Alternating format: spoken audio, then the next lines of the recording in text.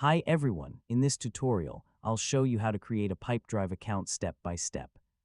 Whether you're new to sales management or just getting started with Pipedrive, this guide will help you set up your account quickly and easily. First, open your web browser and go to the Pipedrive website.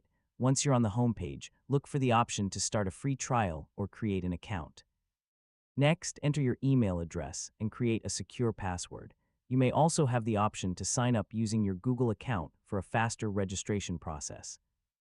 After submitting your details, check your inbox for a verification email from Pipedrive.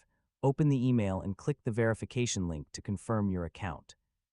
Once your email is verified, Pipedrive may ask a few questions about your business, team size, or goals. Fill in the requested information and continue through the setup process. After completing the setup, you'll be taken to your Pipedrive dashboard. From here, you can start creating deals, adding contacts, and customizing your sales pipeline.